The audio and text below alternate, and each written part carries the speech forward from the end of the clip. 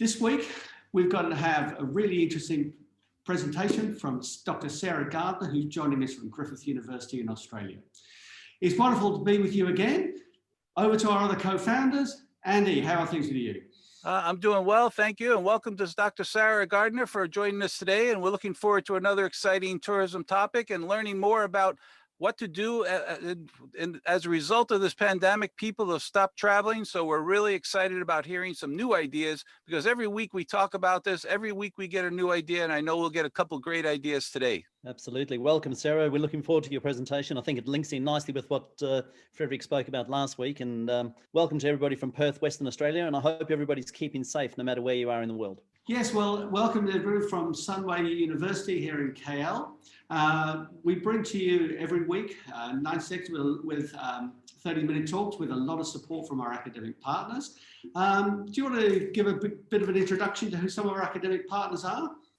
Of course, as Perry's mentioned, and every week we say this show could not go ahead without the support of our academic partners. So welcome and thank you again to Macau Tourism and Hospitality Association, to the Council of Hotel and Restaurant Educators of the Philippines, COREP, Silver Mountain School of Hotel Management, the University of the Bahamas, Tourism and Hospitality Education, the International Centre of Excellence, or the ICE, and the University of Hawaii, the School of Travel Industry Management. Thank you to those academic partners, and we'll mention more about the academic partners later in the show.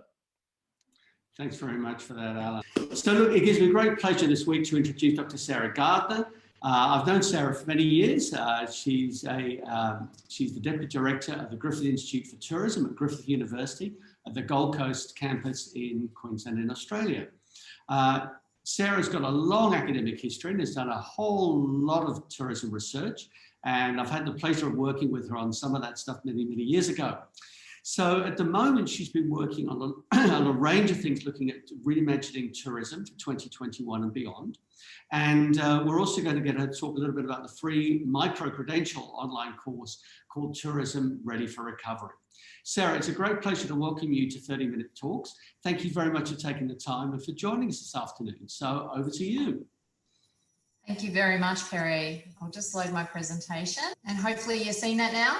Okay, hello everyone, welcome. Thank you for inviting me along to the talks this afternoon. I'm going to talk today about reimagining tourism for 2021 and beyond. As Perry mentioned, I'm the Deputy Director of the Griffith Institute for Tourism at Griffith University. And Griffith University is located in Queensland, Australia. You can see the little pinpoint on the map there. It is a major located in a major tourism city. So Griffith is actually located on the Gold Coast, which is one of Australia's leading tourism destinations. We also have campuses in Brisbane, which is about an hour away by car from the Gold Coast, and is our capital city for Queensland. So the Gold Coast is very much a tourism town. We have a population of about 700,000 people, but we do receive about, on any given day, in a normal year, in a normal day, say if I was talking to you 12 months ago, we'd have about 96,000 tourists in our city on any given day. So a major part of our economy is the tourism industry. We attracted about 14.2 million visitors last year, and we're actually doing quite well in terms of our tourism visitation. We were up about 13.5% on the previous year. As I mentioned, tourism is such a big part of our economy on the Gold Coast. About 1 in 6 jobs are tourism-related jobs, which is much larger than the average of about 1 in 10 across the world. So very much tourism is a very big part of our economy. Obviously I'm going to talk today about different tourism destinations and particularly about domestic tourism. And domestic tourism makes up about 92% of our visitor economy. And obviously in Australia, our international borders are currently closed to visitors. And Australians can't go overseas as well. The opportunity, I suppose, at the moment is to really capture that Australian market and get them to travel domestically. As a result of the border closures and the focus on domestic tourism, our accommodation sector seems to be doing quite well, particularly on weekends as people take short weekend getaways. The majority of visitors, domestic tourism in Australia is short breaks, particularly 1 or 2 nights away for a weekend. And so our accommodation sector is doing quite well. However, our tours and activities sector is really where we're suffering at the moment, particularly because the typical behaviour of Australians when they go and take a domestic holiday is to eat out. We like our food and drink. We go sightseeing, but typically we'll use our own car, so not book a day trip and those sorts of things. Go to pubs and clubs, go shopping, go to the beach, go to the national park. But obviously our tourism and our tours and activities sector is really struggling at this time because that's typically the type of activity that our international visitors undertake. Also, our events sector has been quite devastated by the COVID-19 pandemic. Our sporting and leisure events are typically worth about $200 million to the city's economy. And then our business events sector, about $570 million. So they're particularly struggling at this time. We do have COVID safe plans to start to reactivate our events. We actually have a major cultural event happening this week on the Gold Coast called the Bleach Festival. And people are really excited to start to see some of those events happening now. In Queensland itself, we've had very low numbers of COVID cases. However, our borders, our state borders are still closed to 2 of our major tourism markets, which is Sydney and Melbourne.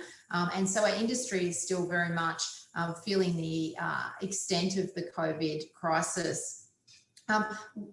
However, there are some destinations in Queensland that are doing really well, and we're hearing this around Australia, and particularly the 2 to 3 hour drive destinations. So 2 to 3 hours from a major population centres in Brisbane and southeast Queensland are doing very well. So destinations like Stanthorpe, Noosa and other destinations that are within that 2 or 3 hour drive range are doing really well during this time. The destinations that are suffering are international tourism destinations. So namely the Gold Coast and also Cairns in the northern part of Queensland, which have a high reliance on international visitation.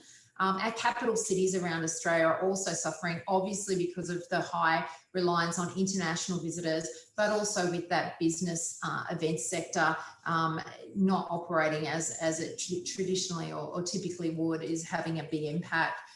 So I suppose the opportunity at the moment is to reimagine tourism in 2021 with a focus on domestic tourism, and then look beyond that to how international markets will start to reopen moving forward. So I want to talk today particularly about where is most affected around the world. The big question we're all asking in the industry is, when will international tourism restart? What are some of the market impacts, and what do industry do to start to address the COVID-19 pandemic? So I suppose it's 2 phases. It's the adaptation while we're dealing with the pandemic at the moment, and then the recovery once state and international borders start to reopen. So this is some data from the OECD looking at which countries are most affected by the COVID-19 pandemic. And you can start to see the amount of GDP that tourism represents in the various countries, and also the total tourism employment. So obviously the countries that are most heavily impacted by the pandemic are the ones where tourism represents such a large proportion of their GDP. So you're looking at Spain, Mexico, Iceland. Keep an eye on Iceland. They'll be in the next, and some graphs to come. Portugal, France, Hungary, so a lot of the European countries quite heavily dependent on tourism as part of their GDP, or what we refer to as a gross domestic product, or how important tourism is to their economy. We also see that there's many countries, maybe have a look at Iceland and see how important tourism is in terms of employment.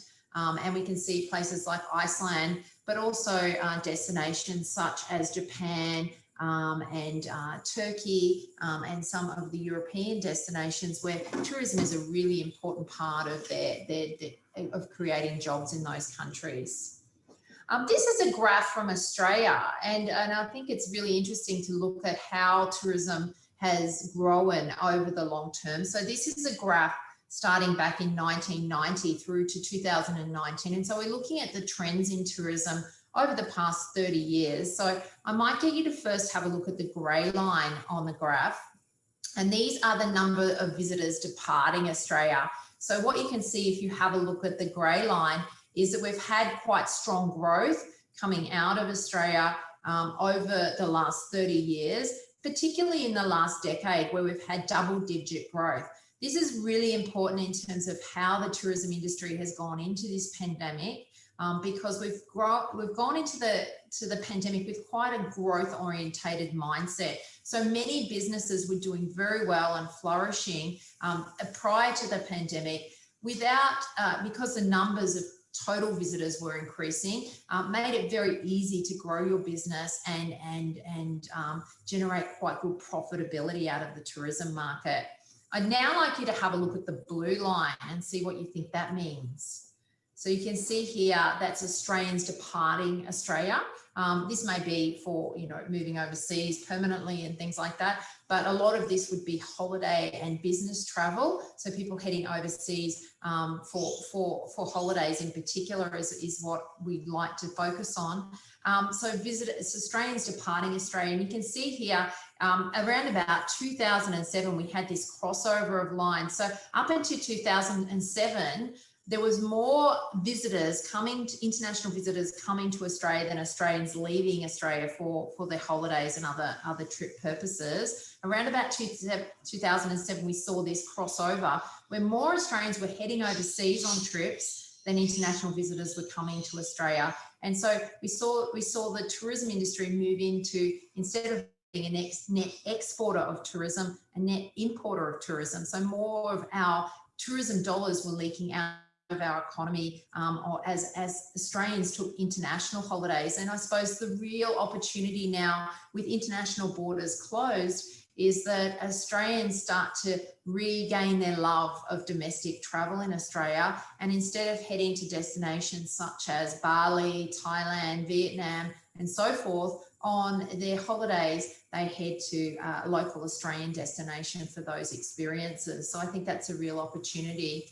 In terms of our growth, you can see most of our growth has come out of one particular market, which is China. So this graph is plotting growth in China, growth in Chinese visitation to Australia over the past 20 years. And you can see, particularly in the last decade, the real growth out of China. So again, this is thinking about the mindset of tourism businesses heading into the pandemic. Is the focus over the last decade has really been to get tourism businesses in Australia ready, China ready, and have product that could service the China market.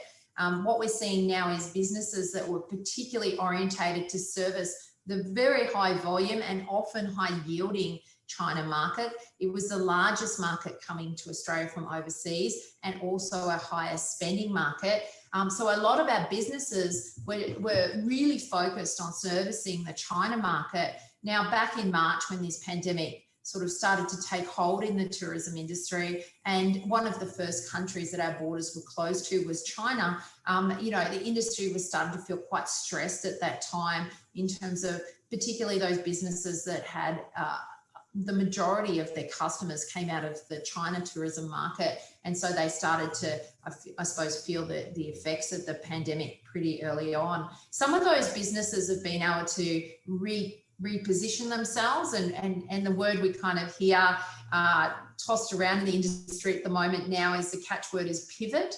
So pivot their business to look at other markets, first of all, other international markets, but as our international borders closed, a lot of those businesses are now moving to look at domestic tourism markets. Now, some of them will be able to do this. Other businesses, it becomes quite hard. And we have seen some business closures as a result of this because they were just serving one market. Something I often say to my students when I teach destination marketing is not to put all your eggs in the one basket.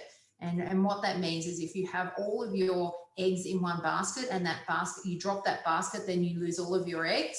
And what we're seeing in this pandemic is that if if a business had all of their market share in the one market, which is China, makes it very difficult if the China market stops operating, as we've seen in this case. What we're also seeing in destinations around the world, and this was the scene before the pandemic, and somewhat what we're seeing on some beaches now as a result of the pandemic, is this high volume, low yield tourists. And so a lot of destinations, as the number of visitors is reduced and in some cases almost stopped, we're seeing destinations now starting to breathe again in terms of their local communities and the social fabric of communities. And so destinations are starting to rethink and reimagine the types of tourism that they want to create on the other side of this pandemic. Are they going to continue to want to have high volume tourists where we sort of see these mass visitation, mass numbers come through our city? So the photo on the left-hand side is a photo of Prague. So you can imagine if you're a local resident walking through the streets of Prague at the moment, you're probably quite enjoying the lack of visitation in the city. Do they want to really return to this high volume visitation? So we're seeing a lot of visitors, a lot of destinations really start to think about, you know, how they reimagine and reopen their cities on the other side of this pandemic. And the other question that's really fundamental to the industry is, when will this restart? So this is a business survey that was conducted by the World Youth and Student Travel Confederation back in August. And I mean, it is the catch question at the moment as to when destinations will start to reopen. This data suggested early the first or second quarter of 2021. And again, this survey was done of around about 300 businesses across 69 countries. And I do encourage you to have a look at the World Youth and Student Travel Confederation website, because they're producing monthly reports at the moment on the COVID-19 pandemic. But interestingly, since August, this date is really pushed out. So in Australia, we're thinking late 2021, but often may push into 2022. And even if international borders reopen, the challenge for the tourism industry is really to rebuild consumer confidence. So although the borders may be open, we need to make sure that we're rebuilding confidence in consumers, that they can take a trip and that it's a good time to take a holiday right now. Particularly challenging for Australia as a destination. So for many of our higher yielding markets, be they the United States and Europe, the trip to Australia is a long haul trip. So you're spending quite a number of hours on a plane. And often for those visitors, it's a once in a lifetime trip. So they'll be thinking to themselves, is now the best time to take that once in a lifetime trip to Australia? So there's lots of work to be done in terms of rebuilding consumer confidence moving forward. So, you know, when numbers return to levels around what we saw in 2017, 18 and 19, we're now thinking that that's going to be quite a few years away. So recovery is now expected to start later and be slower than we previously thought, particularly when I was talking about this back in March and April. We're kind of thinking on longer term planning horizons now.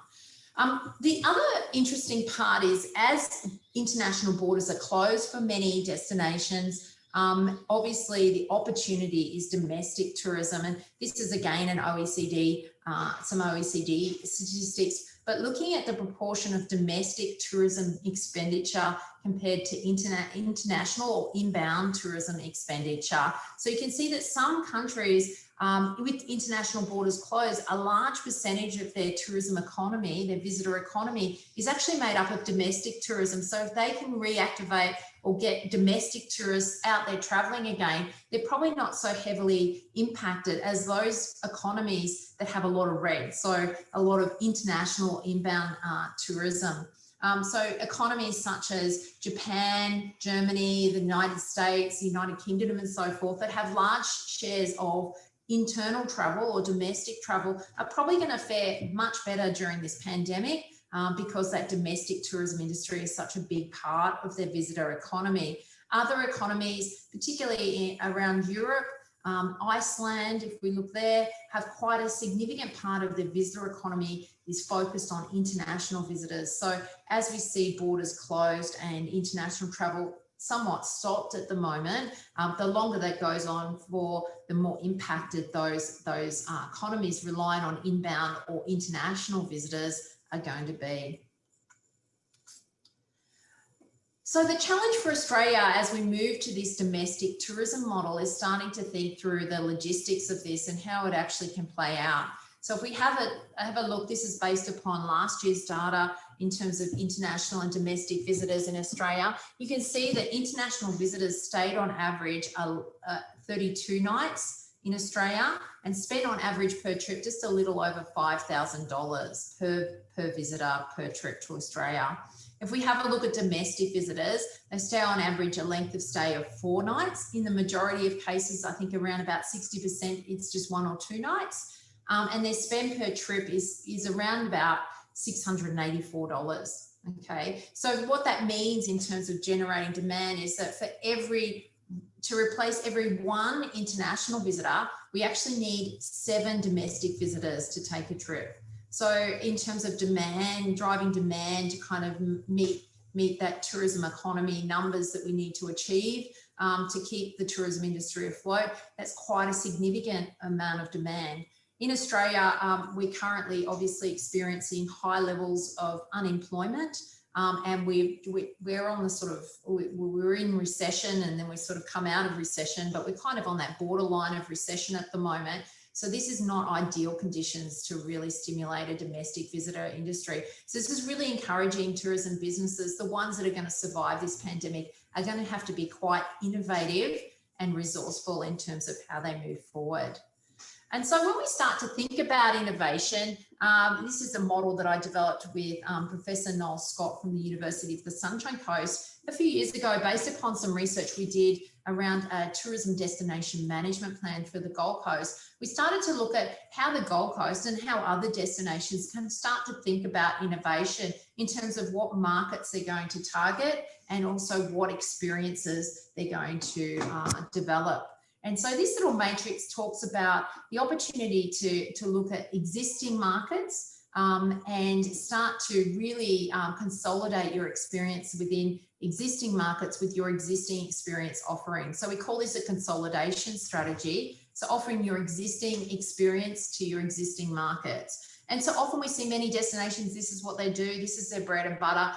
When you saw that growth in terms of international visitation to Australia, for many years Australia when you got a high growth market, you can often just keep targeting that same market mix and with the same experiences and continue to see quite good sustainability and profitability out of that market. So you've seen most destinations around the world over time have developed quite a strong consolidation strategy. If you think about the destination we saw before, Prague, you know, it's traded on the same type of experience with the same type of markets for many years. However, what we see if we want to see some innovation come into the market is maybe, and we're seeing this at the time during the pandemic, is offering our existing experience, but thinking about new markets.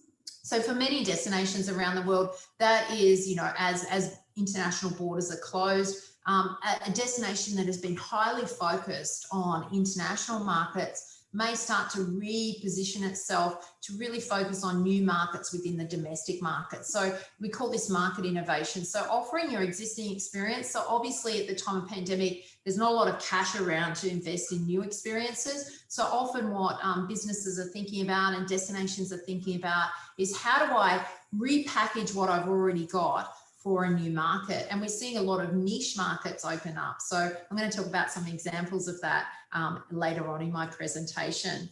The other thing we can do is if we're doing really well in a particular market, and for the Gold Coast, the domestic market, we've always been seeing, we have theme parks on the Gold Coast. We have an excellent, you can see in my background, excellent beach experiences. And so theme parks and beach have been a really important part of the Gold Coast experience offering.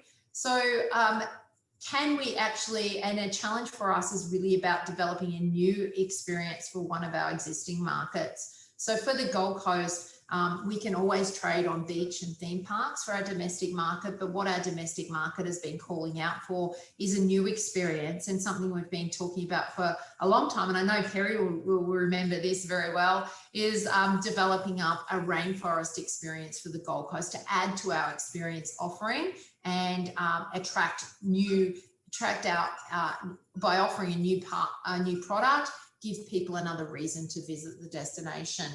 And in the fourth quadrant is this idea of transformational innovation. And this is where you develop a new experience offering for a new market. And on the Gold Coast, one of those things that's been talked about quite a lot is cruise tourism prior to the pandemic. So there was a strong push to develop a cruise ship terminal on the Gold Coast, which would be a new experience offering, and then would often open up a new market for the Gold Coast moving forward. So in terms of thinking about an innovation strategy for the destination and for business experiences, starting to think through new markets or existing markets, new experiences or existing experiences has been a really interesting way to kind of think about how you might innovate, particularly during times of pandemics. So I want to talk about some of the things that have been happening in Australia during the pandemic, where businesses have been quite innovative in terms of their response to the pandemic. And what we saw very early on was a lot of businesses moved pretty quickly to offer online experiences. So I do encourage you, one of the businesses that's moved really fast is Airbnb. So apart from an accommodation offering, they also have a experiences offering. And so that's been around since 2014, I think it started. And so as the pandemic emerged, obviously I was doing some research, writing a book chapter on Airbnb experiences, and we collected some data in early March looking at the experiences. But as the pandemic sort of took hold, you could see that they were moving their experiences from in-person experiences. So you go into a city and maybe have dinner or go to markets or do an activity or take a city tour with a local host. They started to move those experiences online. So I encourage you to have a look at that platform. It's been quite successful. People are doing really well. So you can now take a leopard safari in Sri Lanka virtually in the comfort of your own home. Be involved in a Japanese cooking class in your own home. So a lot of those experiences move virtually. One of the ones that was really successful in Australia was the Camp at Home Heroes campaign. And this was run by our Caravan and Camping Association here in Australia. So one of the things that Australians do traditionally in the Easter holidays, so the Easter holidays for Australia is in April, and it's traditionally a time when a lot of families head out and go on a camping experience. At that time in April, we had quite stringent restrictions on our travel, and a lot of places were in lockdown where you couldn't leave your house and you couldn't travel outside of your local region. And so they set up a campaign called Camp at Home Heroes. And it was very, very successful. So people could take their tents and set those tents up in their own backyard and then post videos and photos and talk about the camping experience by camping at home. So in terms of the campaign, they got 1 million impressions. They reached out to over 796,000 users. They got a lot of engagement where people were watching the content online and viewing the videos. So they were able to keep people's interest in camping alive during this period, and also create a really fun activity and create lots of engagement with caravan and camping experiences as a result. So I thought that was a great example. Some other things that we're seeing happening, and this is just one example, but we're seeing this right around, particularly with last week's talk, we talked about food and wine and things like that. So a lot of experiences are moving those food and wine experiences into the virtual world. So Yarra Valley Virtual Cellar Door, where people could buy produce, have it shipped to their house. They had weekly wine tastings and experiences where people can share their love of wine and talk to the winemakers and interact with other people that had that shared love of wine. So we're seeing a lot of those kind of food and wine experiences move into the virtual world. The other one that happened quite quickly too was Wildlife Sydney did lots of live streams. So this is a photo taken at the Taronga Zoo in Sydney. You can see the Sydney Opera House in the background, and these are the famous giraffes that have some of the best views in Sydney. And they started live streaming from the zoo. So things like keeper talks, interactions with the animals, little videos were being live streamed on a regular basis. So people still stayed connected with the zoo. This is another one from my own backyard here on the Gold Coast. So Aqueduct Gold Coast just last month launched a new product, obviously very successful both with international and domestic markets, but really wanted to look at a more niche market and really wanted to create a product that would encourage locals to get out and try the aqueduct, which may be perceived as something that only visitors do, but really wanted local people to get out and try the aqueduct, as well as that domestic market that may come down for a day trip or may stay overnight but are fairly familiar with the Gold Coast. And so they created a new tour product, which is an adults only secret scandals and sunset cruise. So not just a sort of fun kids ride on the aqueduct, which is an amphibious vehicle that goes on the road and then can actually go into our canals and our rivers and travel around as a bit of a boat cruise experience as well. So it's an amphibious vehicle, both road and in the water. And so they've created an adults only product, very niche market to try to bring locals out, particularly popular for like a date night or things like that. So I think that's where a business has been quite innovative in adapting their product during this current time of the pandemic.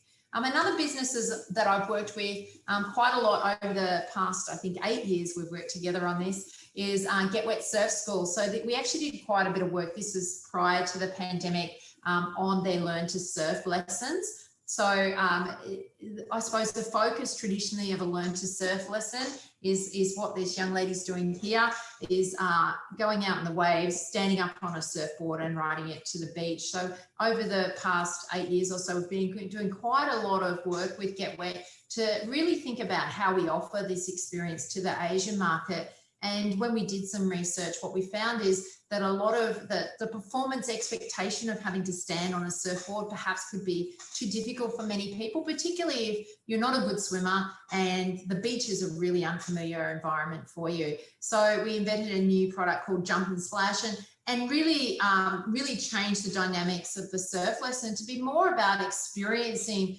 a surf beach for the first time. You may stand up on a surfboard or you may not, but guess what? Everyone does.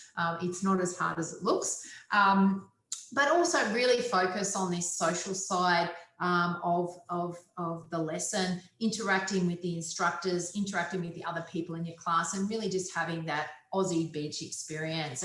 And that's done really well in the marketplace. So back when I started working with Get Wet Surf School in 2012, Asian and particularly looking at Chinese visitors was less than 10% of the Get Wet consumer base. By 2017, that had moved up to 20%, 23% of their consumers were now coming out of China. So really just adapting and changing that product and innovating to make sure it met the needs of the consumer. So I think as we move through this pandemic, it's going to encourage businesses and destinations to really look at their product offering, really have a deep think about what their consumers are looking for, and then being quite innovative in terms of adapting and changing their product to meet the needs of the consumer markets that are available and open as we move through this pandemic. What we're going to see in Australia as well is that our international borders probably won't open up to every country right away. So we're going to see quite targeted opening up. We've already had a travel bubble with New Zealand that's been opened up. We may see destinations, there's talk of Singapore, Vietnam, other types of destinations in Asia opening up on a progressive basis. So I think as that happens and international tourism starts to re-emerge and we see these travel bubbles re-emerging, businesses are going to have to be quite strategic in how they offer particular products to particular markets and how they tailor their marketing campaign to really get their share of that international visitation again. So if all of those examples interest you and you want to learn more about the COVID-19 pandemic and what's happening around the world in terms of how businesses are responding to it, maybe thinking a little bit about your business and your destination and what you know about tourism, and then joining our Tourism Ready for Recovery. It's a short online course. We have an expression of interest, so if you fill it in, you can do the online course. You can watch videos, short presentations, listen to podcasts, read media stories, case studies and industry reports. I've just got a link there, so you can go to that link and have a look at the Tourism Ready for Recovery. And if you want to learn more about the pandemic and how it's potentially impacted upon businesses, hear stories from other business owners. We've got an interview there from Sarah Colgate from Aqueduct. So she tells you a little bit about how her business is adapting during the pandemic. But I thank you very much for having me today. I hope that's been enjoyable. This is obviously, maybe if I watch this talk back in another month's time, things might be a lot different. Things are moving very quickly during this time. But really encourage you to think strategically about how you innovate and develop your product during this time. Also, just put a link there to the Griffith Institute for Tourism website. We're Australia's largest research institute, ranked #1 in Australia and #3 in the world. And we have about 35 PhDs and about 33 PhD students. So we've got a large cohort of international researchers from around the world that are part of this institute. And so if you want to have a look at some of our other research or projects that we're working on, encourage you to go there as well. So thank you very much for having me today. Well, Sarah, thanks so much for that. That was fantastic. Very interesting information. So, and case studies to show what different organisations have been doing. And, you know, obviously this has been a very, very challenging time for the tourism industry, not just in Australia, but of course throughout Asia. Many of the businesses, of course, throughout Asia, here in Malaysia, have been dependent on Australian tourists who no longer are not travelling. So this has been quite a challenge, you know, in both directions in terms of how this has impacted tourism through the region. Now, we've got quite a lot of few things going on in the chat function, and I know we've got quite a lot of students who are joining us from the Philippines who I think are hanging on for grim death at the moment. I think it's a Typhoon 3 has been hitting Manila there, and others in Bangkok. And we've got one question here from Sri Lanka, actually, which has come from Madura. And his question has been, he says, look, I've seen the rise of the cost of operations with this new normal. As a domestic traveller, I've been affected with these new costs. So what's your advice for tourism operators to manage these extra costs? How have businesses in Australia been dealing with that?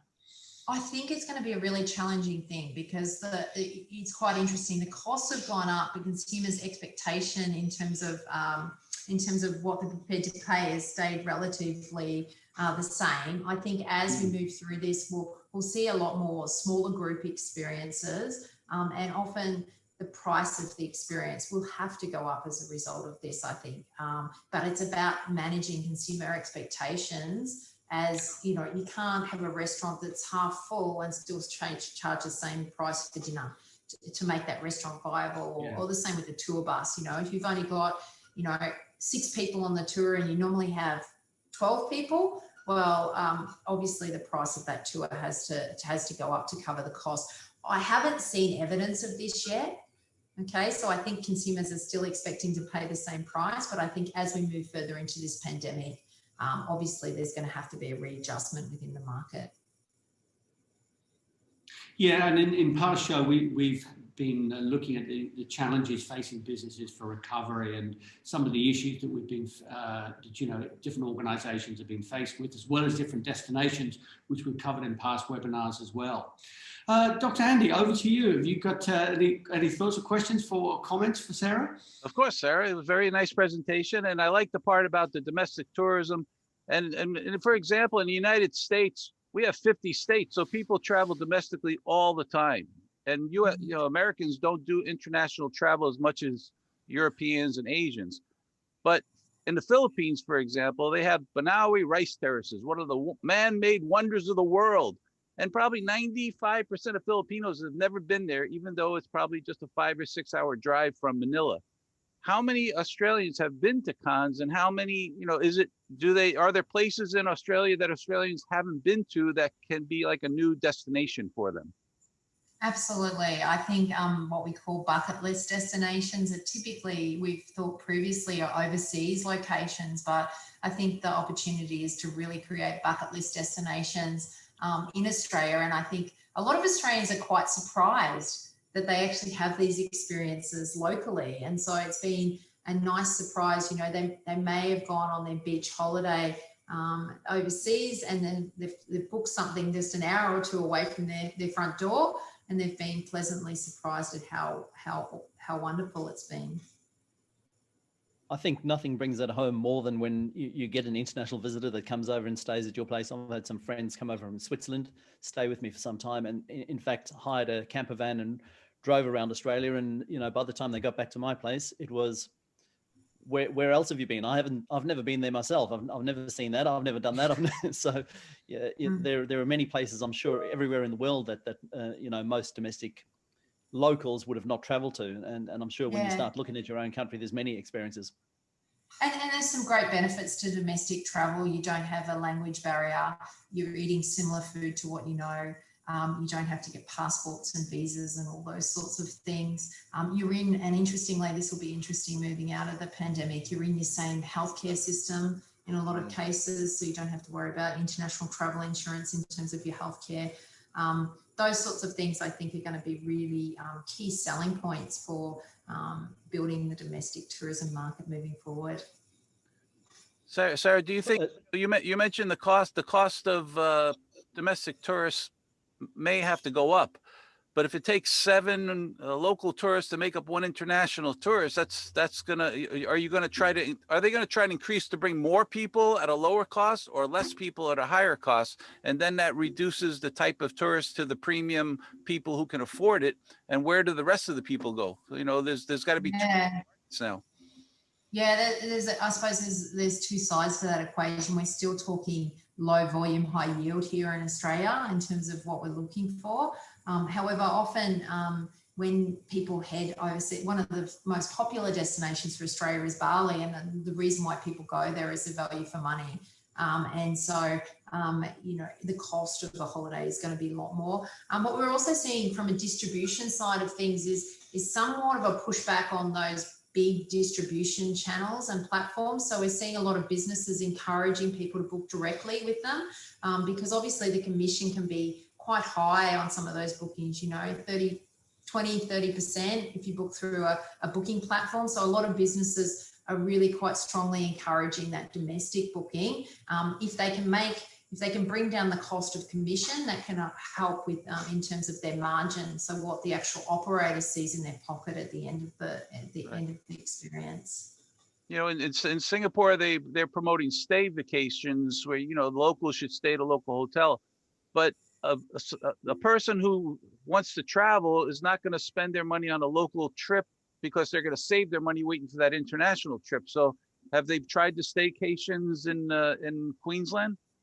Yeah, and I saw a really interesting example in the States actually with Disney. They were promoting holidays where a lot of the kids had to stay home from school. So they were actually offering parents to come and stay at one of the Disney resorts and do their homeschooling from a Disney resort. So, study a little bit during the morning and then head out to the pool and then back and do a little bit in the afternoon. So we've seen some quite interesting innovations. Yeah, I think the staycations are going to work. The industry is going to have to be quite innovative though in the long term to kind of keep people's appetite for those types of experiences. And I think the challenge is really once international borders reopen is to try to keep those domestic visitors traveling domestically as much as possible to keep those, to keep the visitor economy afloat over that time. But I think we will see some contraction of businesses because just the volume and the numbers just don't, there's just not and it's interesting in terms of our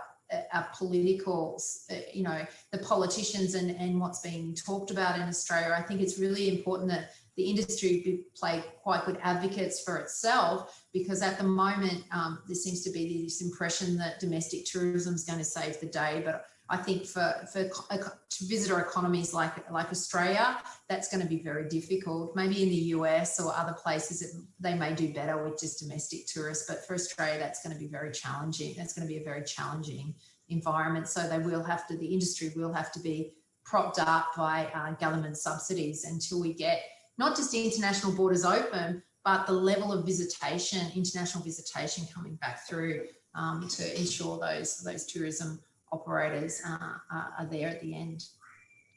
But I think that becomes slightly less of a challenge in countries like India, China, where the populations are much greater. That you can, if you can mobilise just a small percentage of domestic tourism, you've got a bigger or better chance of some sort of tourism recovery. I think it's going to be really different in different destinations around the world, and that's I think it's going to be the interesting side of this. Is those countries with big populations are going to do quite well. Countries far away with smaller populations like Australia are going to probably struggle. And even, I do quite a bit of work with Indonesia as well. And, that's an economy that's probably going to struggle without the international tourism coming in, just because of the nature of its visitor economy. So quite interesting to see how this all plays out moving forward. And it certainly will be. Well, Tara, thank you again so much for joining us again on 30-Minute Talks. We really do appreciate you taking the time to come and join us, and thanks for those insights that you've given us this week. That's been fantastic, and we really do appreciate you doing that. And thanks again also for telling us about that micro-credential course called Tourism Ready for Recovery. And I know if anyone's interested in that, then they can go onto the website for the Griffith Institute for Tourism and find out more about that. So again, Sarah, thanks so much for coming and sharing your thoughts, insights, and experience with us this week.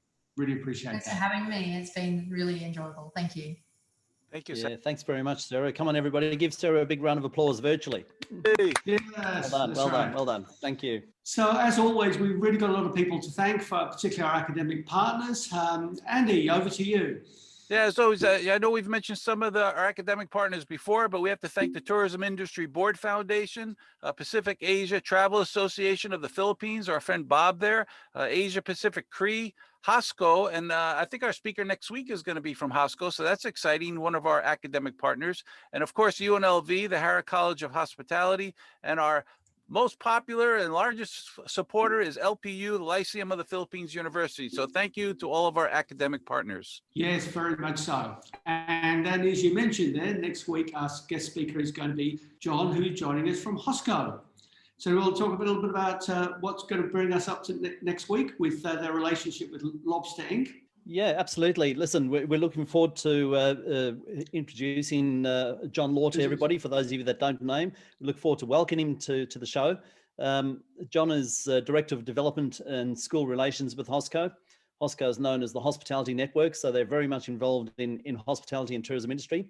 And he'll be presenting Hosco's new relationship with Lobster Inc., which makes their award-winning and widely adopted online industry training available to hospitality schools around the world.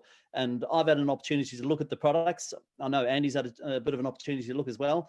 We think this is something that you'll be very interested in. There's some great products that they're featuring in there. And John will be there to talk to us about Hosco and what they do, and about the Lobster Inn products that they have as part of their product suite. Yeah, and Hosco is a partner of many different education, different institutions and universities in many different countries. So we're really looking forward to welcoming John next week and to hear more about what they've been doing, some of the challenges they see, some of the ways that training is going online, and some of the ways that obviously many institutions have been challenged with how to do that, and some of the other opportunities for getting around that going forward. So in terms of getting certificates, Andy, do you just want to finish off with a few words about that? Yeah, one more reminder to all of our attendees who want a certificate, please be sure to fill out the post-event survey, and there's a link going into the chat room right now. I'll push that button. There it is. You have the link, and there's a QR code, and it's also possible to get a link at when the program ends. It'll come up automatically, but be sure you put your 3 key learnings from today's program. Sarah has offered a lot of things. I like that, the backyard, people living in the backyard. That was great. Set up your tent in your backyard and you have your own little vacation in the backyard. I used to do that with my kids all the time. I don't know. Now it's like, it's popular. So fill out the certificate, fill out the application. We'll get that, and the certificate will be emailed to you before the next week's program. So look forward to it. And again, thanks for our academic partners for supporting us with our certificate program. Yes, and thanks once again to Sarah, again for joining us and for sharing those insights. That was fantastic. And Alan, over to you. Thank you. And just a final thank you to Mahatma Gandhi University, the University of Santa Tomas, Joji Iligan International Schools, Holy Cross College, Sunway University, and of course, National Calsham University, our final 6 set of academic partners that support us here today. Thank you, everybody. A great show. Sarah, thank you very much for sharing all your fantastic thoughts. I look forward to the survey and the learnings that the students have taken from it. Look forward to speaking to you again. And thank you, everybody, for joining us on 30-Minute Talks. This is Dr. Andy saying goodbye. Thank you for joining us. Sarah, thank you, and have fun in Australia. And we'll look forward to having some of your students join us in the future for our 30-minute talks. Absolutely. Thanks, everyone, for having me today. Thanks again. So I'm Perry Hobson from Sunway University here in KL in Malaysia. Thanks again for joining us for 30-Minute Talks. Thanks again to all our academics partners and supporters, and we look forward to again seeing you next week.